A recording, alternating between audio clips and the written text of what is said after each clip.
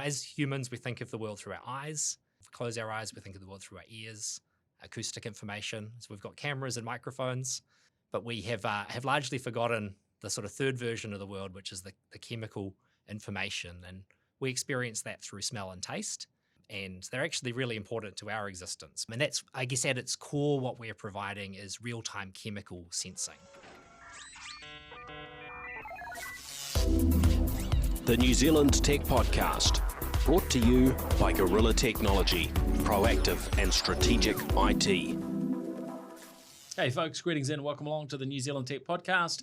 I'm your host, Paul Spain, and fantastic to have Jonathan Good joining us from Scentian Bio. How are you, Jonathan? Great, thank you. Thanks so much for having me today. Yeah, look, it's a real privilege to have you joining the show. You're the Chief Executive at Scentian Bio. Maybe you can fill our listeners in, since this is your first time on the show, where you fit into this big wide world of tech and startups and entrepreneurship and business in New Zealand. Yeah, it's a great place to start. I've had a pretty varied career in tech so far, to be honest. I'm built a successful tech business in the US when I was living there called 1000 Memories. Then came back to New Zealand and have worked in senior leadership technology roles, predominantly in the food industry here. And then for the last 5.5 years, I've been involved with Scentian Bio. So we're creating a digital sense of smell and taste, making a insect nose on a chip, for want of a better phrase. Yeah, it sounds really cool. I'm really looking forward to delving into that. So we'll come in and delve in later on in the show. Before we get started, though, of course, a big thank you to our show partners, to 1NZ, 2 Degrees, Spark HP, and Gorilla Technology. Really appreciate their support, not only of the New Zealand Tech Podcast, but of the broader tech and innovation ecosystems in New Zealand. Well, let's start out with some of the tech news things going on in New Zealand. Then we'll go out more global, and then we'll drill in on hearing more around Scentian Bio. Now, it's a bit of an interesting one that I'm told was headlining One News last night, was a bit of what would you put it? Not following the rules from a government perspective. So, well, it's come out that sort of multiple members of the National Party, sort of cabinet members, who have been using their private email for some parliamentary, governmental sort of issues. And look, this is not a new thing to happen. If we look on an international basis, politicians have done these sorts of things before. Big news in the US around Signal being used for arranging an attack on sort of Houthi rebels in the Middle East, which ultimately seems to have led to firing there in the US from Trump. But yeah, in this case, what we were told was that Erica Stanford was using her personal email and forwarding, confidential government emails into her personal email. And look, it looks like the sort of the scope and level of this, appears to be reasonably small. However, I think getting that slot at sort of the top of the 6 o'clock news and getting some attention across sort of most of the mainstream media outlets does send something of a message. And hopefully this is sort of the last time we have to hear this, certainly from a government perspective of why it's really, that it is really important, to separate confidential government data from personal systems, which government has zero control over. And, this certainly crosses into business as well. And, every organisation will have challenges because our lives aren't simple. This is our work life and this is our personal life. These things cross over to varying degrees, right? So, I think, look, largely positive that it's got some attention in the news. It seems as though the different bits and pieces that have sort of come from the Labour Party suggest they've got their house in order, and if they haven't, I'm sure they're scrambling behind the scenes to make sure they really, really have. But it sounds like they've been very quick to call out the National Party over these ones, and something that hopefully sends a message. What are your thoughts on this, Jonathan? Yeah, I suspect it won't be the last time we see a story like this, unfortunately. I mean, I think at the deepest level, it's that challenge between the sort of technology controls that we like to think we can put in place and the human factors of how we want to work. So I think it's actually really hard. We've probably all been in that circumstance where we wanted to access or share something and we couldn't quite do it.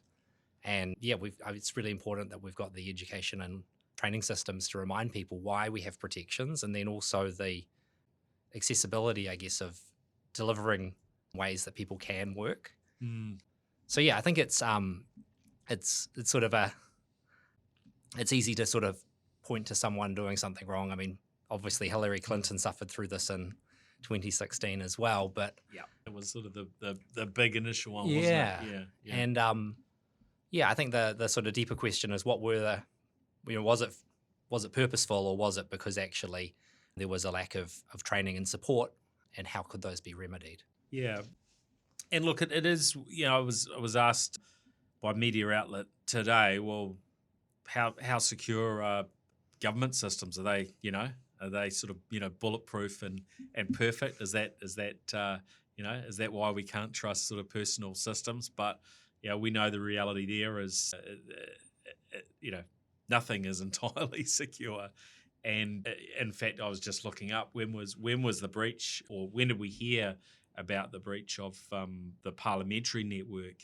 And it was March last year, and this was shared by the government, by Judith Collins, and it was a condemnation coming from New Zealand standing with the United Kingdom around what was referred to as the People's Republic of China, a state-backed malicious cyber activity attack that impacted Electoral Commission and targeting members of the UK government in this particular one.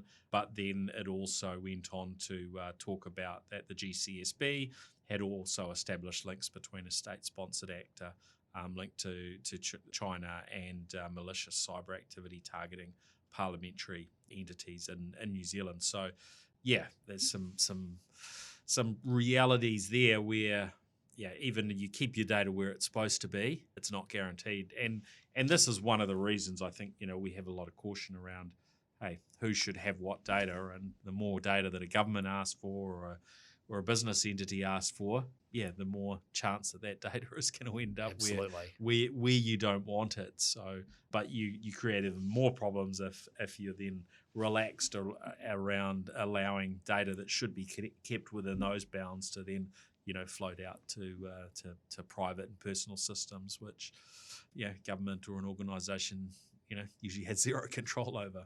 Ideally, I guess you'd have a couple of different levels in your protections, though. I guess not only the user and the email protections, but how are you managing privileged data and the data objects themselves? What monitoring tools? I mean, I'm interested in how this was discovered. Was it discovered through a positive tool, or was it through more political activity?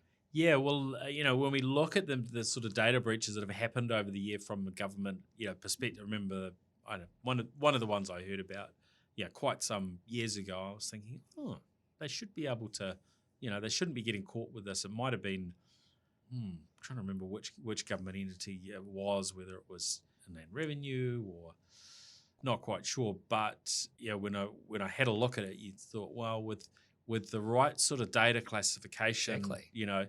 Applied and systems operating, The anomaly detection spotting that you suddenly you should be able to pick it up and either stop it from going or at least get an alert that it's happening. And so maybe there's just too much that sort of floats around between sort of government and other entities that they I don't know. It would be interesting to know more, put it that way. I don't want to make any judgment calls because we don't know the full story. But I think there's some positivity that this is attracting attention and it's in the news, right? Absolutely. I think drawing some attention to protecting data and the things that can go wrong, even from something as simple as sharing it with yourself, is good education for the wider world. Yeah, and I guess this crosses a little bit into one of the topics that we delved into last week was data leaks that potentially can happen through screenshots of systems.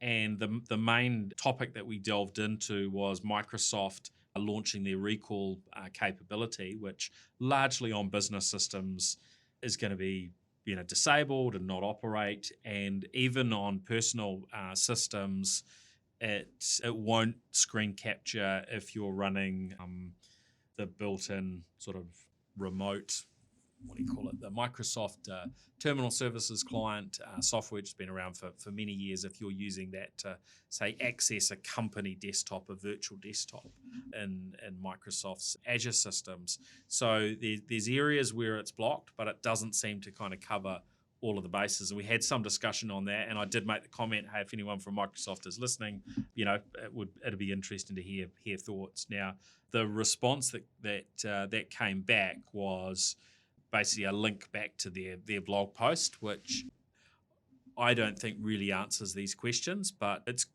great that they're paying attention. I think they're in a lot of ways are trying to do the right thing. I'm just not sure if they go far enough.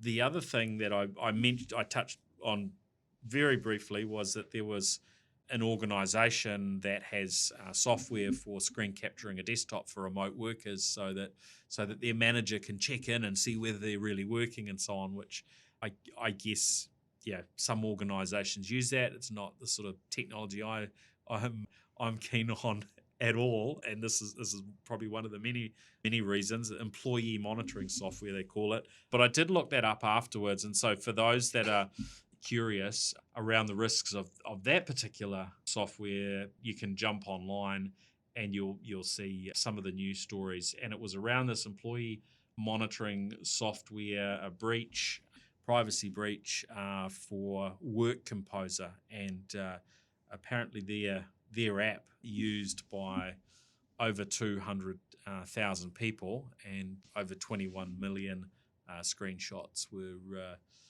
effectively exposed online. So, which is, and I guess an example that a lot of companies and a lot of organizations don't get this stuff right.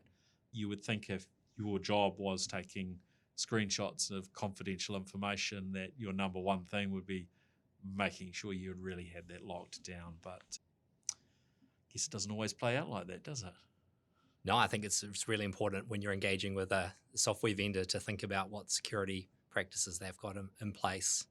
I have to say, I still struggle to see why managers want to look at this, and maybe it's a failure of my imagination, but if you want to track productivity, watching someone's screen doesn't seem that interesting to me. No. You mentioned the manager wants to see if the employee is really working. I mean, is the manager really working if they're just looking at these screenshots all day? Yeah, I can imagine it must be for a sort of exceptional cases would be my guess. But the problem is, as soon as you put that type of tool in place, what does that say to your people and the erosion of trust and so on. So, and you're just expanding your attack surface area with all of this new information in a new place. Exactly. Yeah. So, lessons to be learned for all of us. Now, news across the media, but RNZ had I guess a reasonable piece talking about Health NZ confirming that, well, what their headline says, a third of all IT roles to be cut. Now, it's a little bit more nuanced than that, isn't it? You made the comment when we were chatting before that it's not exactly a third of all roles, because they've got a lot of roles that actually aren't filled. So it's not that they're going to stop advertising some of the roles. So they're talking around 1,815 roles had been disestablished, but that was not actually a full reflection of the number of people who would be exited and losing their jobs. But still, we're talking about a significant impact on those that are working in Te Wharaora and Health NZ. And I guess usually, if you were looking for work and you'd taken a role within government, you would expect that to be a reasonably safe place to be. So, yeah, quite a shock. Although I think this is, there's been an awareness that a level of downsizing was going to happen here, but still pretty pretty difficult circumstance for all of those folks, and probably raises a few questions around, well, what does this mean if we're making such deep cuts when, I think most in the technology sector would look at technology as being something that, uplifts, improves productivity, brings better outcomes. If you're going to spend $1 anywhere, well, spending it on the technological front is a place to get a really, really good result. What are your thoughts on this one? It's certainly a slightly confusing thing to get your head around, as you mentioned, with the numbers. I mean, the overall numbers are sort of astounding at the 1,850 roles in the headline. And I mean, I just sort of wanted to do a bit of a reality check on that. It's the same order of magnitude as the number of senior doctors, which is sort of surprising to me from the outside. Yeah, just in terms of the sheer number of people. Yeah, I guess when you think of the hospital system involved, that you got a lot more people in IT than you do in terms of doctors. Yeah. I mean, my wife's a doctor in the hospital, so I should confess that from the outset. Yeah. So you've got a bit of an inside look into the realities. Some anecdotes. But I think, as you say, I mean, obviously the health system is in drastic need of transformation, and also has this amazing opportunity. I mean, some of the things that are going on in health tech, and there's some amazing Kiwi companies leading in that space as well, are incredible. And how we, serve all of the needs of a aging population efficiently is a pretty hard challenge. So, I guess that I don't quite know how to sort of square the circle of connecting that to the numbers, but you certainly want a dynamic organization that is sort of constantly evolving, I think, in this context. And I was really struck that 750 of the roles were vacant, as sort of a quarter of the overall roles, and didn't seem to be filled. And that suggests maybe like a bit more focus on organization design and evolution would probably really help. Yeah, there's very diverse set of requirements within the hospital system, and lots of legacy and lots of new opportunities. And so I think, really good technology design can make a pretty big difference there, both from the economic outcomes and the health and prosperity outcomes we're looking for as well. Yeah, look, I think there are considerable complexities for organisations that have been around for some time, because you end up with a lot of legacy sort of systems. And we've looked at sort of some past issues and challenges and the health sector, when we saw what happened to the Waikato DHB with having their systems compromised. One of the things you come back to is all these old legacy systems that need a level of maintenance. And I think that's actually an area we maybe don't delve into enough. And so we end up, and I don't know how you would get this right across, the entire health system, public health system in New Zealand, right? Because you will ultimately have, thousands of different bits and pieces of technology that are all connected together, and some of those will have been made as probably quite strategic decisions 20 years ago or something, right? And then other things that have not been made and with probably the same sort of rigor, and you need to be able to keep all those systems running and ideally secure and all talking to each other. And the older those, and it's not just about age, but I guess when you look at the number and the age and so on, some pretty significant challenges. And how do you get out of that? Well, there's a degree to which you have to invest and put more people in to modernise these things before you can get to maybe a bit more efficiency in terms of the number of people involved. Yeah, and I think hopefully it's not a case of not being able to do anything new in the meantime. It's sort of the active transformation, I guess. I mean, something that I'm quite struck by in my wife's work. She predominantly works for Health New Zealand as a doctor, but she also works for a private provider. Yeah. And in private, she's supported by so she's a radiologist. She has a AI that dual reads. Yes. And in the hospital system, they have humans that are transcribing their dictated notes. Yes. And that's just sort of strikes me as a little example, I guess, of how you can spend quite a lot of resources on doing things in quite a legacy way versus being able to bring in some of the new tools. And I think we all really want the best 2025 health outcomes we can get, and technology is making incredible new things possible, and we've got to be turning those on as well as actively making some trade-offs in the background to afford that.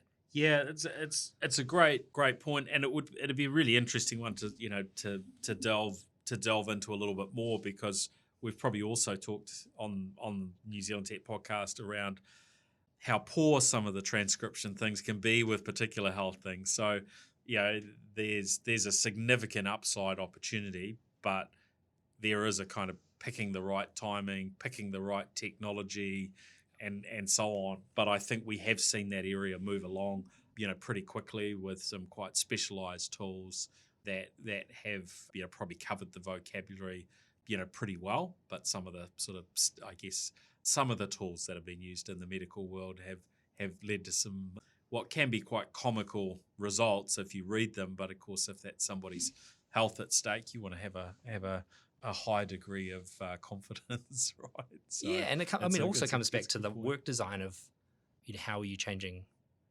Are you're actually enabling people to do their job differently by supporting them with AI, and then you may be asking them to review the outputs rather than it's just left behind for someone else to clean up. Yeah, definitely. I mean, there are answers to these things, and I'm sure we'll see some advancement. I think it's encouraging that the government does seem to be mostly upbeat around using AI within government. Of course, there are steps of how you get from that sort of mindset to actually utilizing this technology across the board. I think one of the advantages that probably some of the private entities have is being smaller, that they can be a bit more agile. And so hopefully what your wife is sort of seeing in one environment will translate across out on a more national basis or into the public systems in an appropriate sort of timing, which I think a lot of us would suggest, well, maybe appropriate is now. No, I think that's where the beyond the numbers and the organization design, it's about how the approach is changing, and there didn't seem to be much detail available on that yet. Another story that's come up on a local basis is around the big unknown as far as artificial intelligence and its impact on electricity demand. And so I think this is, we've probably talked a little bit about this in the past in terms of electric vehicles.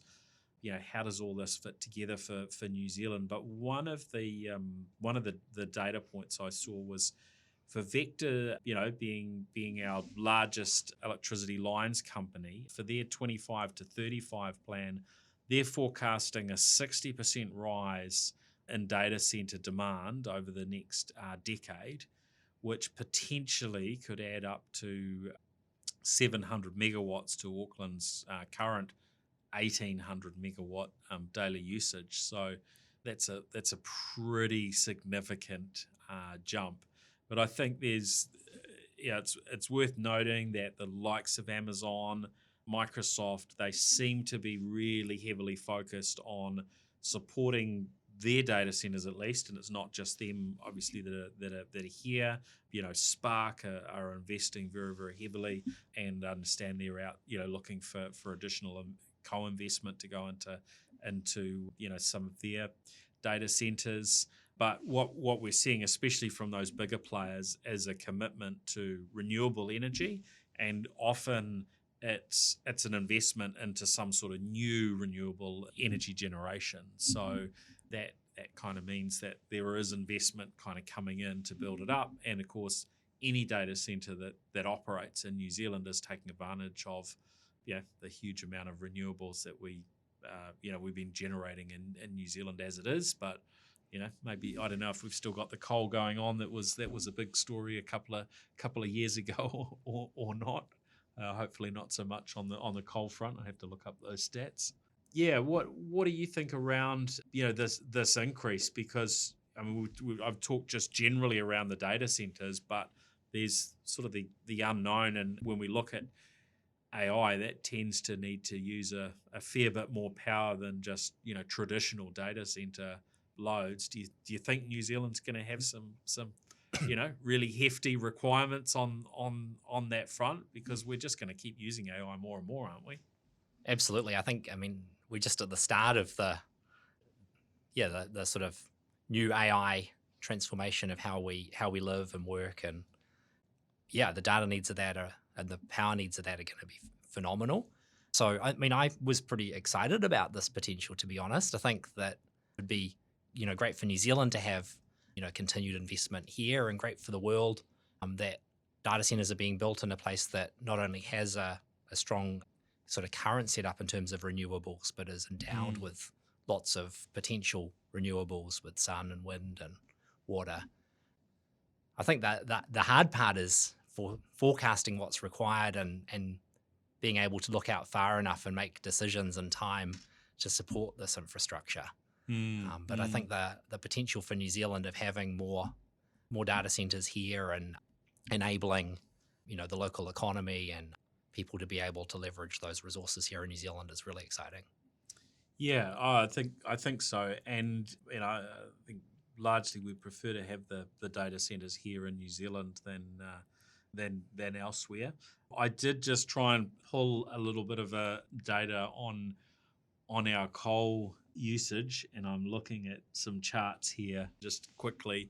Interestingly, what the AI gave me, so when you use Google, you get your Gemini response, and it was telling me that in April 2025, coal accounted for a significant portion of New Zealand's power generation, and it went on to say it was 20.6% of total generation. Now, I think, please throw that figure out, because I think it is a complete load of... That doesn't sound right. A complete load of rubbish based on my existing knowledge in this space, and from the graph that I've pulled up that isn't even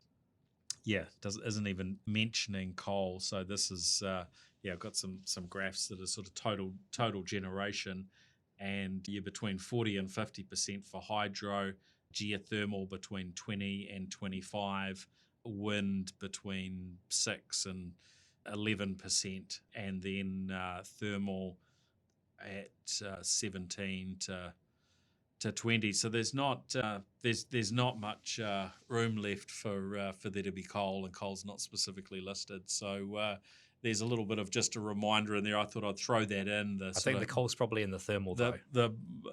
Okay. It's probably gas and coal put together. Yeah, okay. So both of those together, that's probably, but yeah, we're still probably not. That was before all the rain. Yeah, I wonder how much that would split out then between coal and gas. But those numbers, the between 17 and we've got 20.8 for 1 week in March. Yeah, it would be interesting to see the actual exact kind of breakdown of that. But it seems way higher than what I was thinking. So yeah. But anyway, beware of what the AI gives you, and get the breakdowns and do your own. Do some further research. Yeah, it's also an interesting comparison, out, right? Yeah.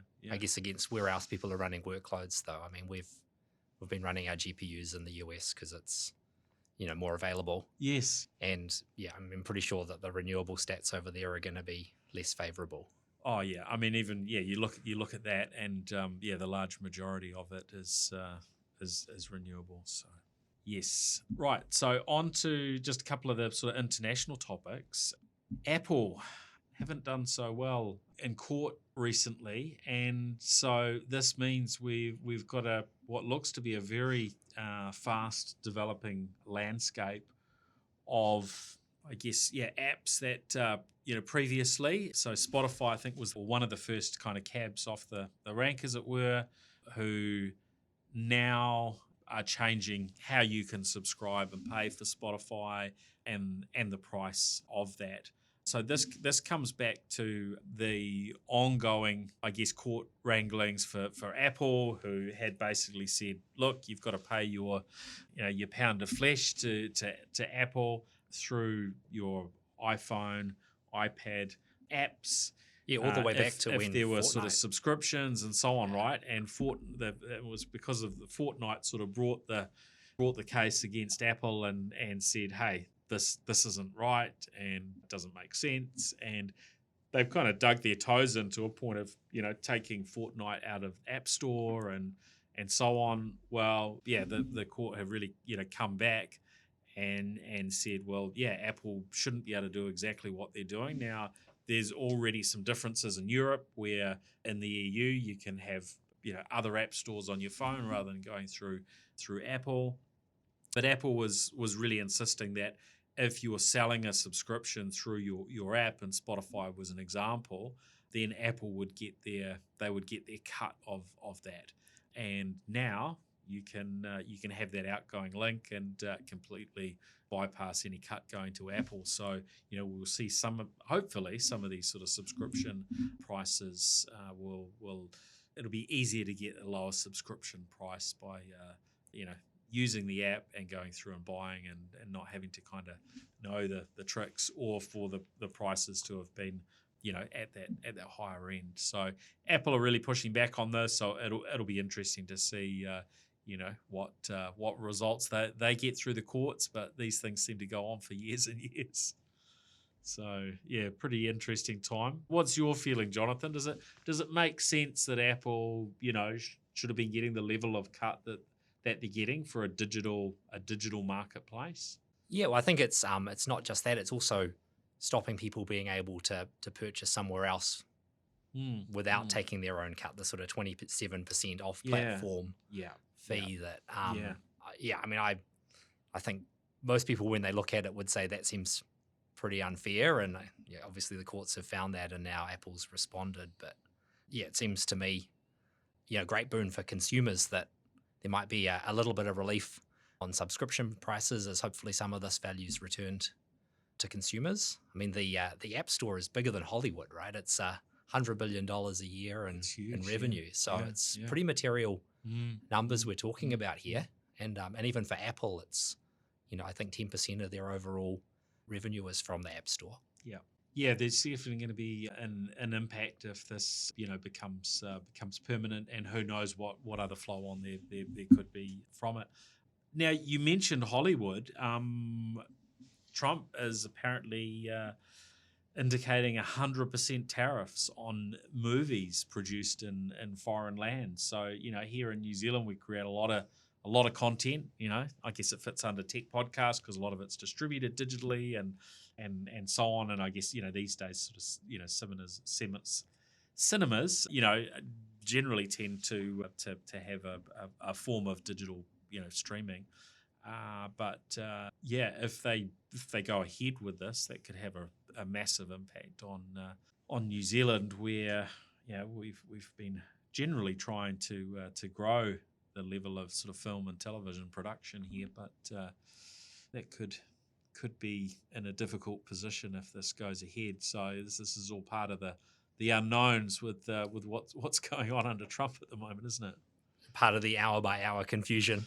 Yes, yeah. So yeah, I guess I'd like to hope that doesn't happen, but this is something that I guess we have to sort of sit out and see how it plays out.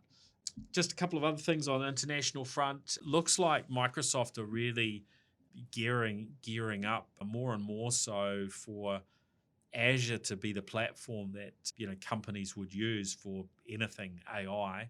There are indications that they're likely to start hosting Elon Musk's Grok AI or XAI model that currently is accessible through X or Twitter, as well as through grok.com, and it's actually a very, very capable AI when you line these the different ones up, and for Microsoft to effectively create a marketplace where any company can tap in to whatever AI model is appropriate for their particular requirements, or to mix and match and use a bunch and get the best results.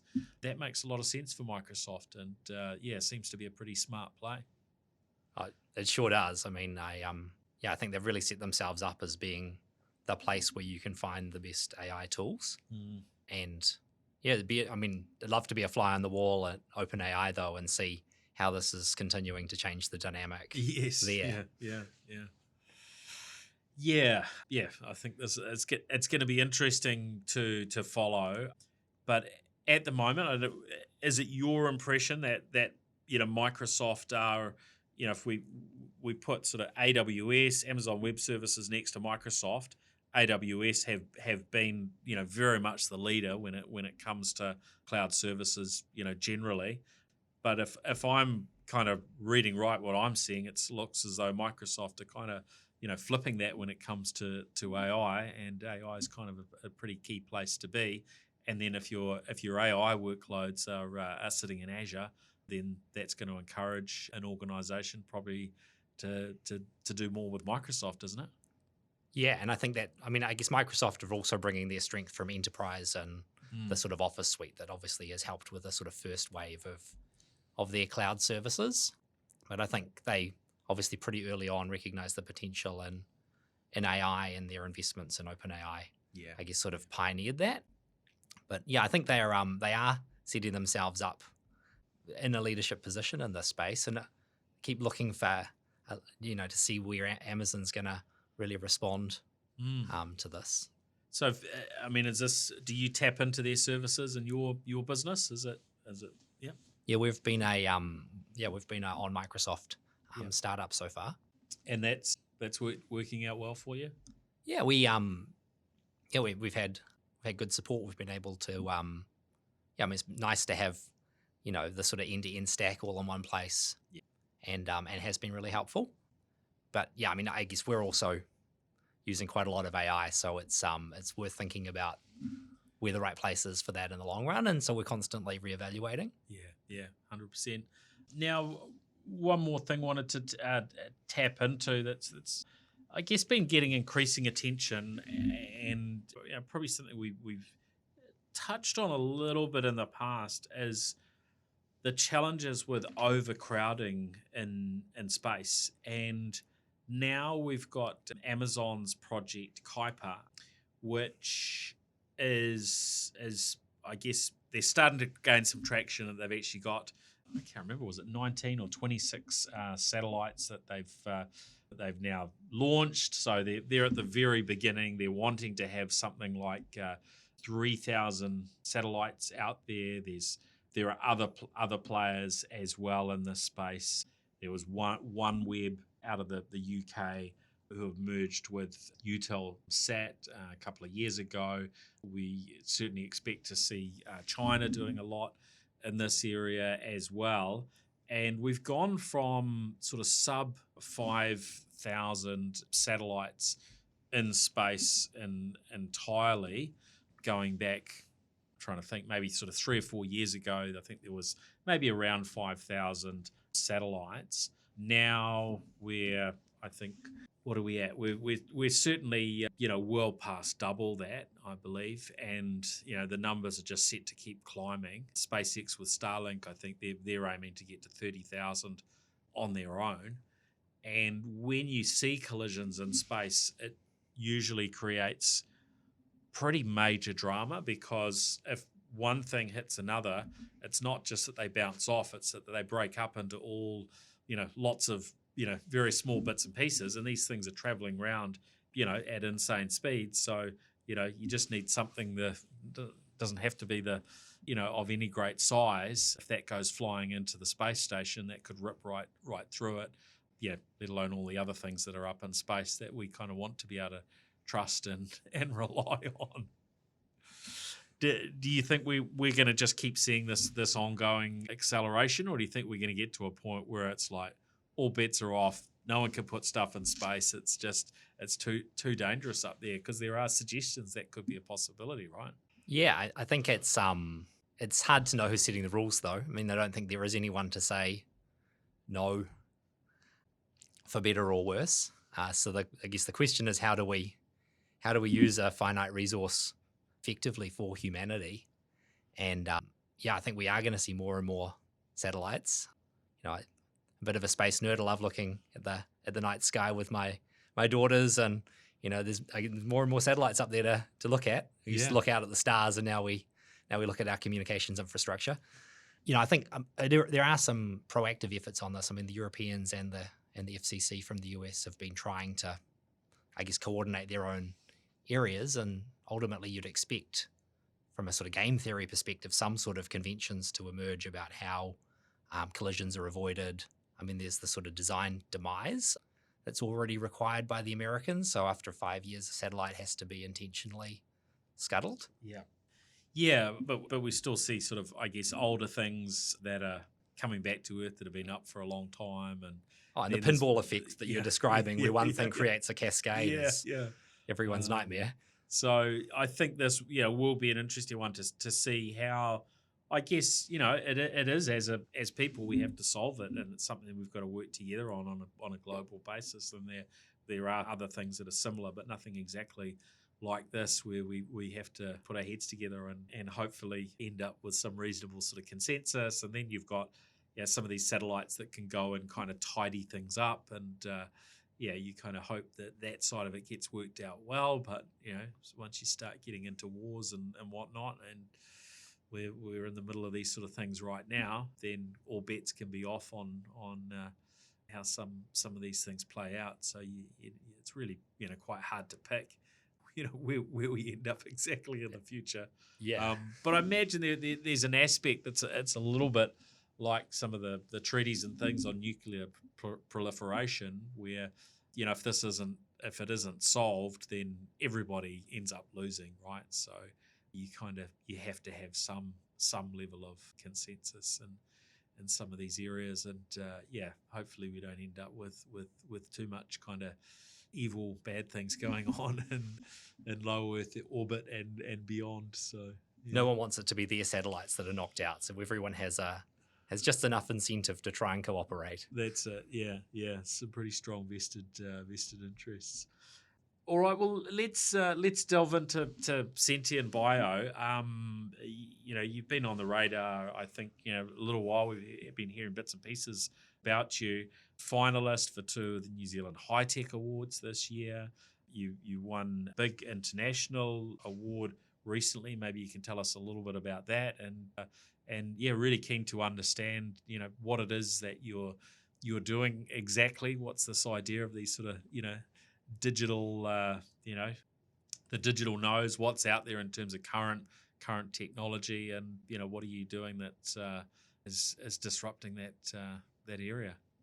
So a few areas to delve into. Maybe tell us about this most recent, this global award that you won in the US.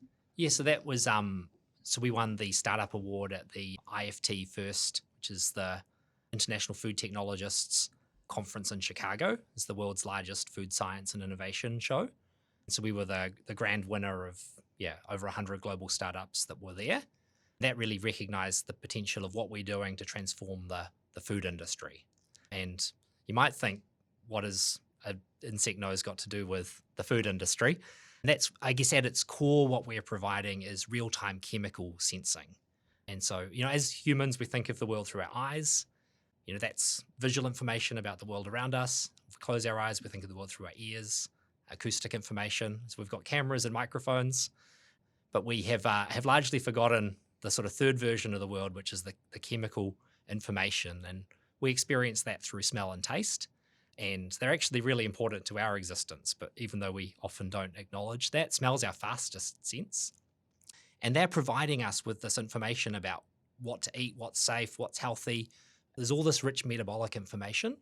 And so we're harnessing that to provide a digital chemical sensor that can measure things in real time. And so in the food industry, what they're interested in is their ingredients, making sure that there aren't taints and contaminants and off notes, making sure that the sort of key bioactives and compounds of interest are there. And their customers and consumers want more and better information. And the current ways of doing that are incredibly painful. So what does it look like currently to to do that? Yeah, there's basically there's two approaches. You can have a human taste tester, can't you, on foods and the like? Exactly. So there is often the human check, and it's actually really hard to objectively and repeatedly smell and taste things, and so that's the sort of predominant method. But if you want to spot a taint or a residue, it's really, really hard. And so then the other way to do it is through GCMS or mass spectrometry. And so these are, big machines that go in a lab. It's the sort of mainframe approach to chemical sensing. So that's really big and really expensive. Yeah, I mean, a good mass spec machine will cost, $300,000, $500,000 US, and it needs to be in a lab, and you need probably a PhD to be able to run and interpret the results. So it's it's a long way from the camera we all carry around in our pockets. And so that's what's so disruptive about what we're doing is we're making a handheld sensor that can be used anywhere by anyone. And so handheld sensor, what are the scenarios and walk us through how it works effectively? Yeah, so this is, I guess, the origin story for Scentian Bio. We're a spin out from plant and food research, and so the team led by Andrew spent 18 years at plant and food research understanding how insects smell, and through that had this incredible couple of breakthroughs. Firstly, using synthetic biology, the ability to be able to produce these incredible receptors that help insects smell so well. And as humans, we tend to think, dogs are really good at smell. Insects are sort of the next level. They've evolved an even better way to be able to smell that uses fewer receptors, that's incredibly sensitive and very amenable for biosensing. And so then the second key breakthrough was being able to connect that to a transducer so we can track an electrical signal. And then we can interface from the physical world into the digital world. And so what we've developed is a flow cell. So it's a liquid sensor. We produce these incredible proteins. We insert them into artificial membranes to resemble the cell. And then when you add a sample, we see the individual binding interactions of the compounds from the sample with these receptors. And so we're tracking the current 4,000 times per second at 2,048 different artificial membranes. And from all of that data, we can measure quantitatively the compounds, which is really mimicking what's happening in a fly's brain, right? It's using these proteins, they're generating signals, and then it's using its neuronal network to interpret and decipher that. We're using AI to do the same thing.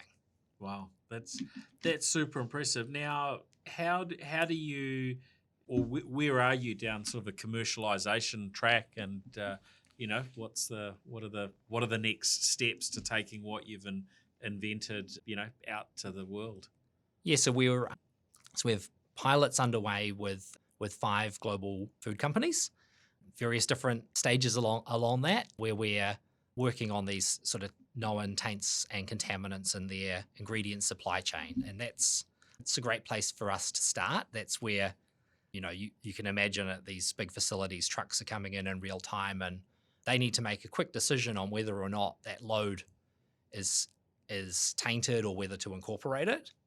And it's, there's no ability at the moment to get that information in fast enough. And so the trucks are all going into production, and then you've got to figure out what to do afterwards when you work out that there was a taint or a residue as part of that. And so those are the sort of first customer pilots that we're working on. So we've been working with samples with 5 of our global pilot customers, and we're aiming to have sort of open release commercial sales at the end of the year. That's pretty exciting. So, what do you see the journey for Scentian Bio sort of looking like over the next few years, and how widespread would you imagine the use of your sensors, your technology, and AI? I guess you're providing a kind of an end-to-end solution, hardware, software, and so on. So it's it's all wrapped up? Is it something that you would do as a outright purchase? I imagine there's kind of some sort of recurring revenue element in here, isn't there? Yeah, so we're selling this as a solution. So Yeah. we're selling the test results because Yeah. there's the consumable portion, and then there's also the software that's interpreting the results and providing the outcome. And so customers are buying, a set number of tests per month. It looks more like a sort of SaaS model, Yeah. which is quite different from buying a $500,000 machine and employing someone. Yeah. And I think that's also what's pretty exciting in the food industry about being able to, scale with demand and actually, start using something, and as you really love it, use more and more. So in terms of where that's leading us, we're ultimately building a platform here as we think about it. We aspire for chemical sensing to be just as ubiquitous as cameras are today. We're using them for biomedical imaging, security, TikTok, all manner of things. And I think, our imagination of what we could do with chemical information is quite broad as well. What would be some examples if we look out a little bit more broadly around, where you could imagine the use cases being? Yeah, so we're fortunate to have a grant from the Gates Foundation in health. So we're working on a prototype diagnostic for tuberculosis and malaria. And that might seem strange to listeners, but actually what I guess you're expressing in your saliva or your urine or your breath is all of this outcomes of your metabolic processes. And so that's full of information about your health. And if you have an infectious disease or a chronic condition, there are those signatures there. And that's where every now and then you see an article about a person who can smell, Parkinson's or prostate cancer, or a dog can recognize the disease. And COVID, California used dogs. And so we're working on this TB diagnostic. But our ambition there is ultimately we'd love to be part of a wearable that's helping everyone track their health in real time. Like, it could give really early indications of health and wellness, help people live their best life, and get early treatment or help or augmentation for things that might be spotted early. I guess in environmental sensing and security, the ability to know what's in the surrounding environment is quite high. There's been studies on flies being able to spot explosives, and there's lots of other, I guess, sort of environmental variables that might be of interest. And I think, it could turn up in all manner of different things. And that's where you mentioned the sort of we're sort of developing the overall solution. I mean, we would say we're doing that in the food industry. Yes. And then really we want to enable people to be able to build, things that we haven't even thought of yet that can unlock chemical sensing into other applications and other verticals. Right, gotcha. Just walk us through how it works to use your chemical sensor. What are the what would be the steps if we were to we were in a food distribution location. We've got I don't know, what are the sorts of foods that you could test with it, for instance, and then what would that look like to actually utilize it and to reutilize it over time? Yes, so so for food or food ingredients testing, it's literally as simple as you build your liquid sample. So lots of food ingredients are already liquid. Others you might need a quick process to solubilize it, and then where you syringe that into the flow cell and push go on the software. It runs, and you can, I guess, in real time, it's collecting the data from those electrical signals. And so depending on the level of detection you want and the confidence level, it might be a few minutes of data collection, and then we'd provide a result in terms of the outcome. That's what we're providing at the moment. And so that, that's something that can be done, out in a truck dock, to take a little sample from a batch coming off a truck and be able to provide a clearance that's within spec. So that's the current. And I mean, one of the really exciting things we've just developed is around gas sensing as well, and the ability to be able to sense from the surrounding environment and not just from a liquid sample, which obviously could make that even easier and more accessible. Yeah. So your flow cell at the moment, is that something you can just reuse over and over? What sort of lifespan would you imagine for something like that? Yeah, at the moment we're using them 5 times, and and then we have a recycling program to be able to take back and reuse those. Yeah. But yeah, we ultimately foresee this being much more reusable. Obviously, we all use our noses quite a lot, and so we just need to work on some of the conditions there to make sure that we're confident in the continuing data collection to be able to do that. But if you want to run a second sample, you literally just run a wash through to remove any of the first sample, and then you syringe in a second sample. Right. So that's just, you can wash it out with water sort of thing, and then you're back into it. Yeah. And so how would that work in a gas situation? Because that seems like It's a slightly different product for slightly different uses. yeah. I mean, the gas sensor as we've developed it is more like a sort of IoT device, I guess, that's always available and able to poll.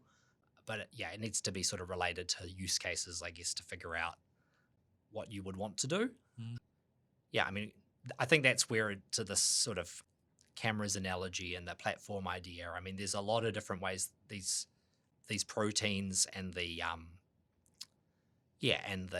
biosensor can be used, and ultimately the product family is going to need to meet quite a few different use cases to be able to realize that potential. Yeah. Oh, it sounds really exciting, Jonathan. Yeah, quite fascinated to see how things evolve. Really exciting that you're heading into commercialization, and High Tech Awards. Best of luck for those as well. Thank you. I'm sure there'll be lots of good things ahead. Anything else you wanted to share before we finish up? No, just thank you for having me today, and it's been a real pleasure. Yeah, it has been. Thanks very much for joining us on the show. And of course, big thank you to everyone for listening in, and to our show partners, Gorilla Technology, HP Spark, 2 Degrees, and 1NZ. If you've been watching this through video or live stream, do make sure that you're following us or subscribed through your favorite podcast app. And of course, if you've been listening through your audio podcast app, which tends to be most of our audience, do make sure you're following us through on those video applications. For the live streams, which we have probably most weeks, more often than not, you can find those by following myself, Paul Spain, on LinkedIn. You can also find us across on YouTube, X, and Facebook under NZ Tech Podcast. So thanks everyone. We'll catch you again on the next episode. See ya. The New Zealand Tech Podcast, brought to you by Gorilla Technology, proactive and strategic IT.